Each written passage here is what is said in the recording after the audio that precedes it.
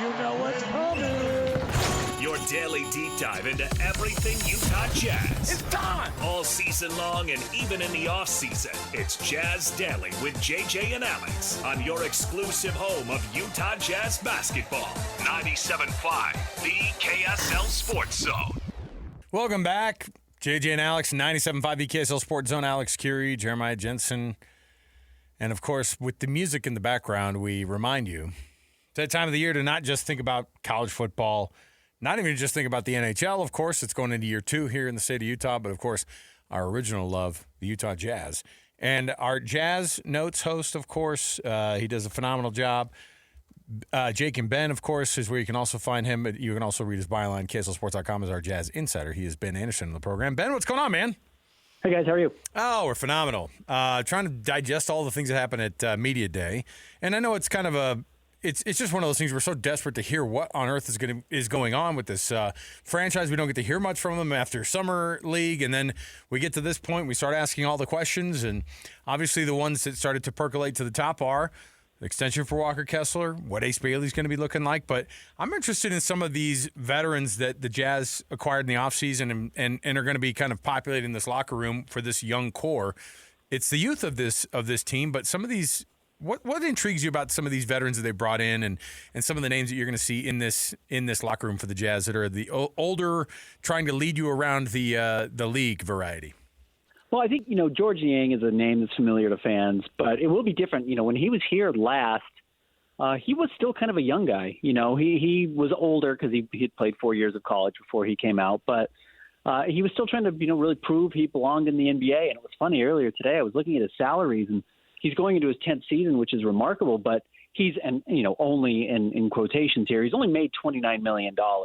In today's NBA, Ace Bailey will make that much money before the end of his first contract. But $29 million. Kuminga just got $29 a year for the next 2 years today, so there you go. Right, exactly right. So it's like, while he's definitely a veteran, one of those older names, the last time we saw him, he was still trying to prove he belonged in the NBA, and even the contract he signed after he left the Jazz was not a big deal. It was not until this latest one where he's making about $8 million a year did he really start to kind of establish himself with money that will support him for the rest of his life. So I thought that was kind of interesting that he will be playing a different role than the last time we saw him. And we'll have to see how he kind of functions in that role because, in Philly, in Cleveland, the spots he's been in, Atlanta late last year, he was very much just a supporting 5th, 6th, 7th, 8th guy. And he kind of has to change his role. So I'll be curious how he handles that. That'll probably be a little bit newer for him. And then Kevin Love, we talked to today at practice, and he's just a remarkable person. He's just, he's been in the league long enough. I think this is his 18th season now, he said, where he just has, he has the ability to go back and look at his own career and kind of diagnose it historically. And he was talking about how poorly he kind of managed himself. And I don't mean just physically. I mean emotionally, from a preparedness standpoint, as a teammate early in his career in Minnesota. And it wasn't until he got to Cleveland when there was some other veterans around and there was an expectation to win games with LeBron James that he started to figure out, this is what you get to do to be a pro. And now it seems like he's got a really good sense of, I owe it to this younger generation to impart on them the knowledge I have from the mistakes I made. And that's up to them to listen, but he certainly seems interested in doing it. It's not Joe Flacco with the Cleveland Browns saying, hey, man, I'm not here to mentor anybody. I'm here to win football games. I do think Kevin Love really is going to accept the role of he'll be on the floor, but he also wants to make sure that these guys are in a better spot than where he found them. Walker Kessler had a chance to answer questions about his contract extension situation for the first time since news came out that him and the Jazz were unlikely to come to an agreement before the deadline. And I think we all can relate that we work for an employer and we think we do a great job and we go to ask for a raise and the employer says, "Oh, sorry, we don't have money for you." That's got to be really frustrating. So I think we all relate to Walker's frustration. But how much of a concern is this should be to Jazz fans, for Walker's future here with the Jazz? Do you believe eventually this is going to get resolved, or is this something that could become a negative force? I don't think it'll get resolved until next summer, unless the Jazz start to feel like, hey, this is gonna be bad for everybody. Right now, the Jazz have the leverage point, and again, just a quick kind of backstory on why the Jazz didn't sign him this summer. If they wait until next year when he becomes a restricted free agent so they can match any contract out there, A, they have an additional $14 million because there's a thing called a cap hold, which is kind of expected money you're supposed to make, and he will make well beyond that. But it's just the NBA limits how much money you can spend in free agency when you have a restricted free agent already on your team. They kind of pencil in a number of how much they're expected to earn, and it dictates how much other freedom you have next summer. By not signing him, the Jazz are going to have an extra $14 million next summer. So from a team-building standpoint, it's really a no-brainer what the Jazz are doing. And honestly, it's the right move, unless Walker were to agree to a really small deal, which doesn't make sense for Walker. And the Jazz may have been willing to sacrifice some of that, $14 million in extra space that they can use before signing Walker, had he wanted to take a steep discount. But I'm sure him making his first contract, remember he was the 22nd pick, so he also has not been making $9 million a year like some guys who were drafted in the top 5 or 6. He's been making $2 million a year. So in that sense, I'm sure Walker wanted to feel long-term security and felt like he had earned it. At the same time, it's a no-brainer for the Jazz not to sign him. But if we do start to get to this point where Walker checks out, which I thought he did in his second year with the Jazz and wasn't playing as hard as he needed to be a good player that he can be, and we saw that in year 1 and year 3, and it feels like the Jazz could lose him emotionally, I guess maybe there's a chance they could try and get a deal done, but I don't expect them to. And then it falls on Walker to prove that, hey, I recognize that I didn't get paid this summer. It's not like he would have gotten this money this season anyways. It wasn't going to kick in until next year. So he's got to handle that. He's got to show that emotionally he can tackle that. And that's going to be a challenge for him because he did not handle year 2 particularly well at all. And he can't afford to do that both literally and figuratively. If he does that, he's not going to get paid the money he thinks he's worth right now. And the Jazz will start to question whether or not he's a guy they want to build around if, every other season there's an emotional letdown that doesn't allow him to play at a high level. So if he plays well, he'll get paid, and I think that needs to be his number one focus. But I'm with you, JJ. Everyone's felt like they've earned it and felt like, hey, when am I going to get my recognition? And Walker doesn't feel like they're giving it to him. They're trying really hard, it feels like, to make sure that people aren't trying to already call for the Rookie of the Year honors for Ace Bailey right out of the gate. It just is. It's an interesting thing. I don't know if it was you or Jake that asked the question to Will Hardy about basically the usage of Ace Bailey, which I don't know if there was actually an answer to. Did you feel like that was an answered question during that media back and forth? Because I'm not sure if we landed on anything. It was Jake, and I think it was a little bit vague. And Will did say, yes, I have plans for him. I don't think he laid it out immediately, and some of that may just be we're not telling Ace yet exactly what the schedule is going to be because you don't want him to put the cart before the horse. And they had kind of said, let's focus on defense for the first 6 weeks. Let's see if we can get you to buy into what your role is, what we're expecting of you. And then once you get that down, we will start putting more on your plate offensively beyond catch and shoot the ball or catch and pass the ball. I don't think they're putting a lot of playmaking or decision-making in his hands right now on the offensive side. So I do think that is there, and I think you're absolutely right, Alex. They are not trying to – or they are trying to limit some of those expectations for him. I honestly think they're doing some of it for themselves because one of the things I did kind of continuously get yesterday from a lot of people on, off the record, talking to people, in the front office or coaching staff or whatever, I should just say non-players, that they're like legitimately excited that he's on their team. And Will Hardy did say in that interview, they had to try and hide how excited they were on draft night about what had happened because I don't think they expected to get that caliber of player at 5 after the disaster that was lottery night. So I think they were really thrilled about it. I do think they also like Walt Clayton a lot, and they are trying to slow the roll a little bit of how quickly this could get away from them. But honestly, Ace, I thought, was terrific yesterday. He was by far the standout player. His energy is really incredible and unique and not like anything I remember from a Jazz player, especially one in a starring role. There are goofy side characters and silly guys, and you get the Kirill Fisenkos who become fan favorites because they're just kind of silly. Ace is silly. He's 19. He's certainly fun-loving. He's rambunctious, but it feels very authentic, and it feels like the type of thing that if the play starts to live up to the expectations on the floor, you've just got the makings of like a true main character, which is what teams are trying to find every year in the draft. The Jazz also have an all-star caliber player in Lauri Markkanen still on the roster, who's in the prime of his career, but having to forge ahead with this rebuild, which has caused everybody in the league to think, oh, he's going to get traded at some point. I mean, it just feels, Ben, you cover this. It's like every other day there's some national writer talking about there's another rumor about Lauri Markkanen getting traded, yet the Jazz maintain that they're not shopping him. How does this situation play out? What's your vibe? What's your feel on it? And did you learn anything yesterday about what's going on with Lauri and his future with the Jazz?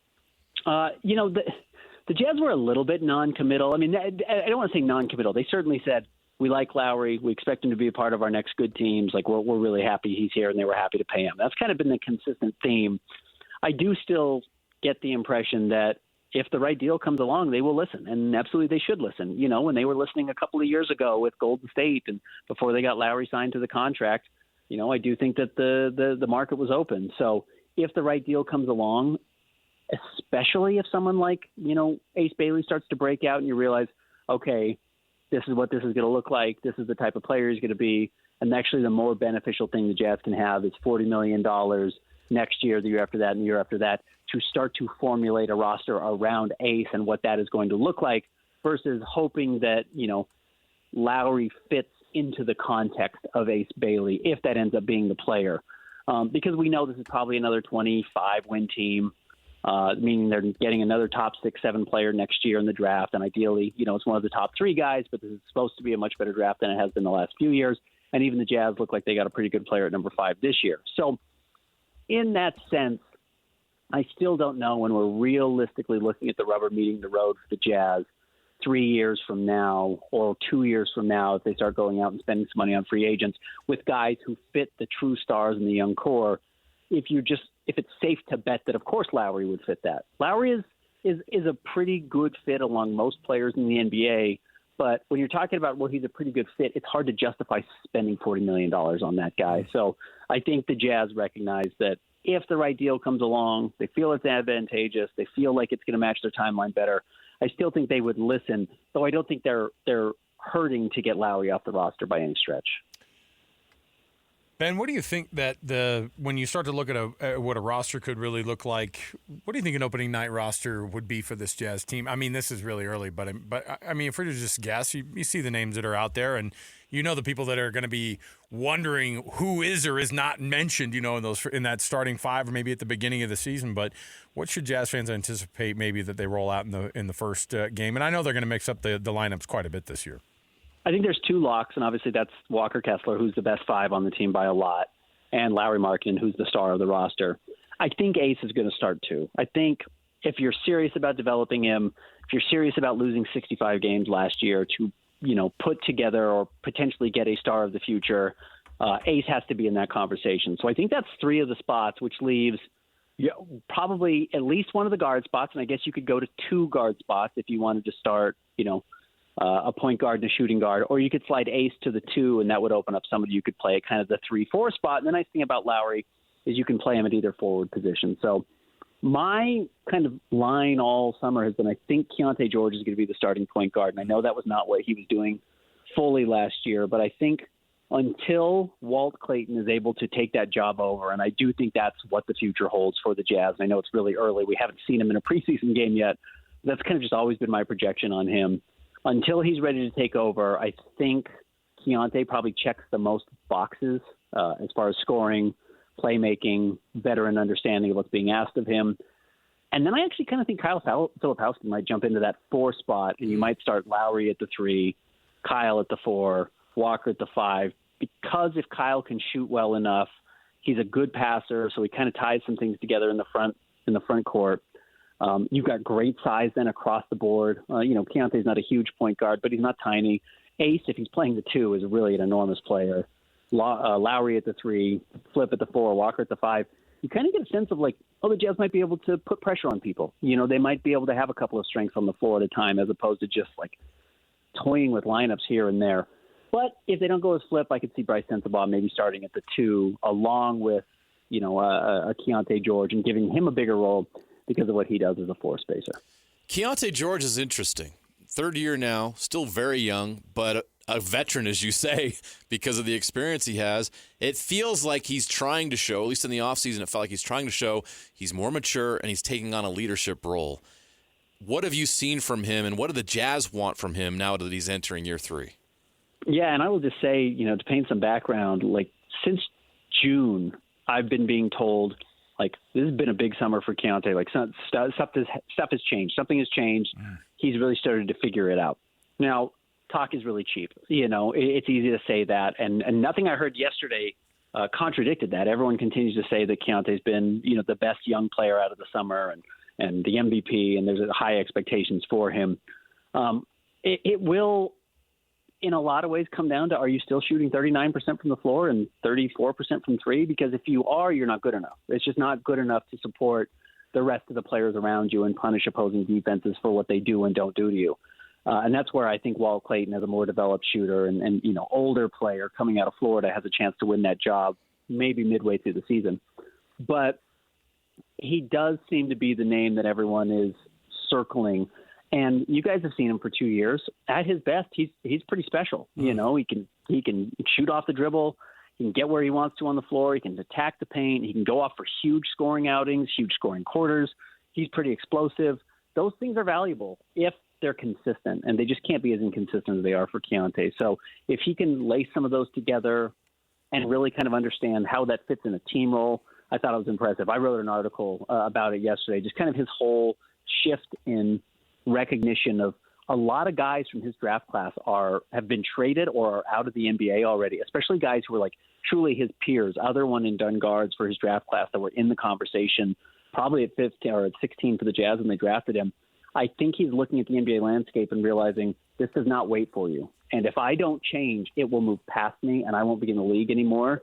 And I think that scares him a little bit. And you wonder if that fear and gain perspective will allow him to channel what's best about Keontae George, which is a very talented basketball player. Ben Anderson, before we get you out, Ben, I wanted just your thoughts on, this is kind of the first real time that Austin Ainge was the face there. I think that, and it was his time. Danny was somewhere else. You bring in Ryan Smith, he makes some comments, but it's Austin Ainge's show, in terms of asking or answering those tough questions.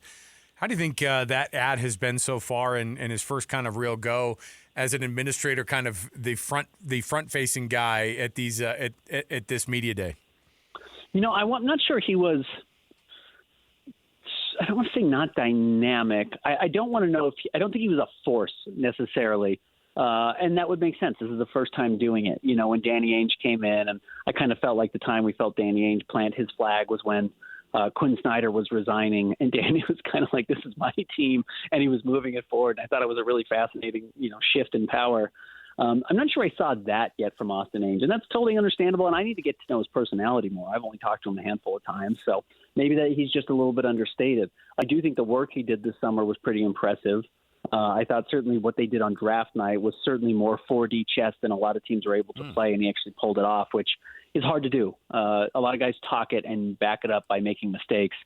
So far, and we will see, I don't think the Jazz have made a lot of mistakes this summer under Austin Ainge's watch. So I will be curious how that goes. I also don't think he's going out there to try and be the face of the team and the face of the franchise the way some guys do. And that can be a positive. If the front office member wants to be a star or the owner wants to be a star, that can really detract from the rest of the team.